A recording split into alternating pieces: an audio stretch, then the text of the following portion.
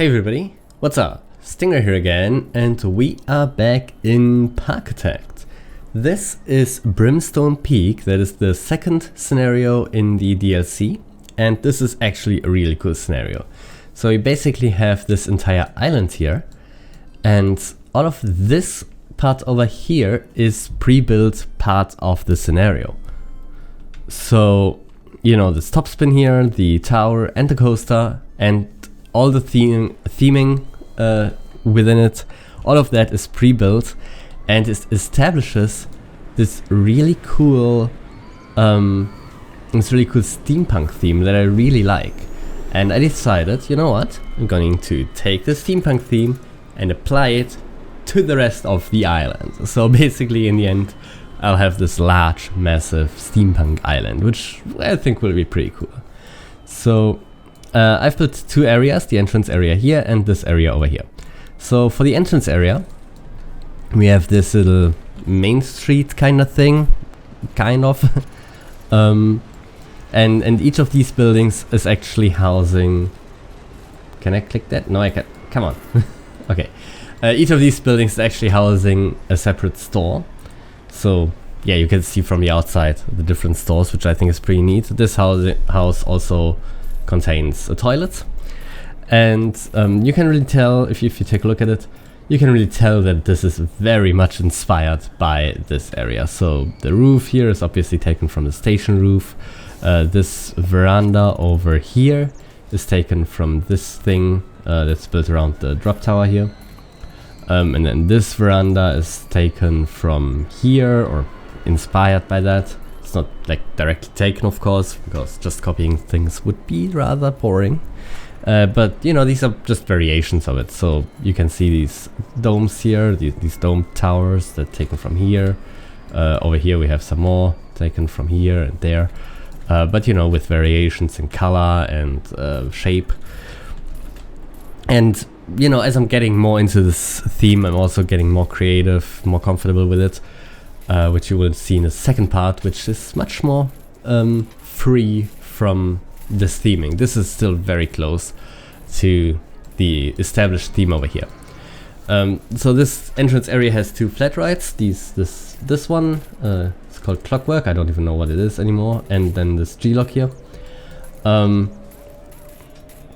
And they are both pretty popular. I'm not sure if that is just because they are like directly at the entrance, or if they're actually like genuinely interesting rides.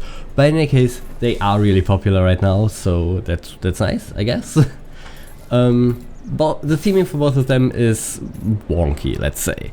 So this one, this Clockwork thing, is not even finished at all. So you can see it's just this lower part of this building here that's supposed to be the facade of it. Originally I planned for this building here to just be the exit building for this ride, so that this would be closed off and you would just have this exit path going out here. But then I put this info stand here because I kind of forgot to put that down before. So I just put it here, and then I decided to make this more open, which I think looks pretty cool. But you know, the entire rest of the building is completely unfinished. This thing is called Clockwork. Again, I don't even remember what type of ride this is, but it's called Clockwork because all of this theming here, this gears and stuff, reminded me of, you know, like the inner workings of a clock, so I called it Clockwork. And obviously the building will be themed accordingly with like a clock tower and things like that. So that will be pretty nice, hopefully. But you know, it's gotta be finished. And this one does technically have a finished theme, but it's just not good.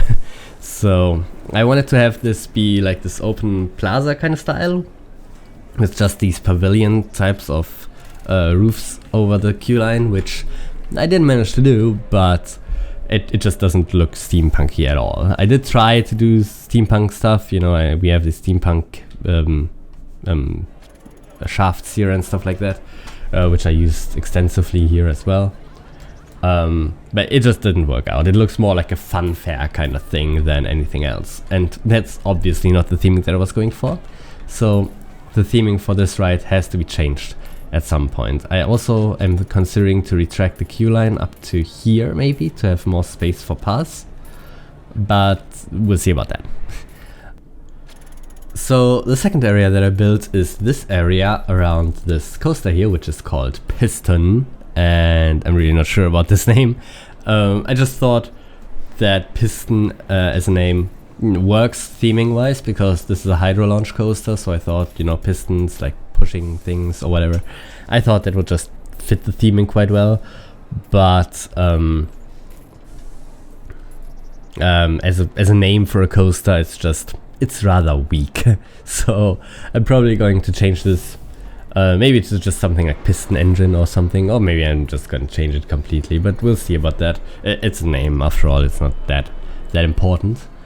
It is actually a pretty good ride. If you take a look at its stats, you can see it does have pretty good stats actually, so that is nice. Obviously it has a rather high intensity, but the scenario has mostly high intensity people here, so that's fine.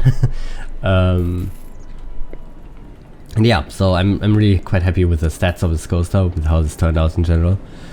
But you will notice, even though it has these massively high stats, there are not that many people around. Certainly not as many as on these random flat rides here.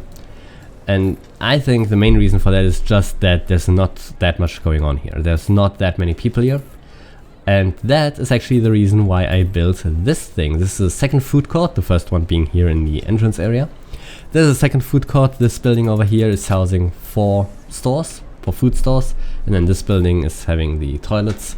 And then we have seating areas in the building here, and of course in this food court area over here. And this really helped in getting people here. There are certainly now way more people here than there were before, but still it could be more, so I'm planning to put like flat rides here or something, we'll see. But I'm definitely planning to put more stuff here so that there are more reasons for people to get into this area and to, you know, get close to the coaster. Because of course, you know, I want people to get to the coaster.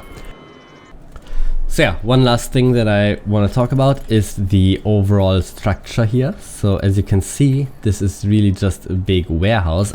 I'm basically going for like a realistic kind of design for a park. So all of these buildings here and here are really just facades, right? It's really just this big warehouse building with just these facades in the front that are designed to look like several smaller buildings, but in the end it's just like one big warehouse really.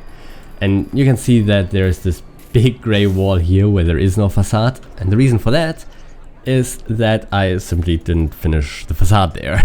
I first built the entrance area, and then I focused on this food court area, and up until now I just didn't finish the facade in here. So I just put this gray wall here to hide the employee path that's going through here, because obviously people don't like to see the employee path, and so I just put this wall here so they don't see us, and so that the decoration value is actually rather high. You will see that, wrong button, you will see that the decoration value is actually pretty high. In the entrance area it's all green, in this area it's not quite that deeply green, but still pretty good. And then over here, there's a pre-built area, but it's also pretty good here. You will see that in here, it's actually, the decoration value is actually not very high at all. And that's a problem. The reason for that is rather obvious when you look at it. And that is that at the moment, this is basically 3 different separated areas, right? We have this entrance, this pre-built area, and the area over here. And these are basically completely separated from one another and only connected with these completely unthemed paths, and that's not great. So one of the goals for the next step of the construction of this park is to actually change that and to actually connect these parts up into like one coherent, consistent and connected park, right? So we'll have to have some more scenery here. Obviously some of it will just be done by finishing the facade here, but then I'm gonna have some theming here, adjust the paths here so that they're not just one wide path, they're just there to move people from one place to another, but you know, actually having probably a bit wider paths and stuff like that. Maybe I'll fit a flat ride in here if I can fit it, but we'll see about that. So yeah, I'm going to keep you updated on this because it's really fun to work in this park, so I'm definitely going to continue this. Obviously I still want to finish the park goals in the first place. That's something that I gotta do. But also I just really like to continue working on this. So I'm going to put out more episodes of this, just showcasing my progress. As I said, first order of operations now is finishing this facade here and then doing this, connecting up the different parts of the park here. And then we'll see. So with that said, thank you very much for watching. Don't forget to like, comment and subscribe, and see you next time. Goodbye.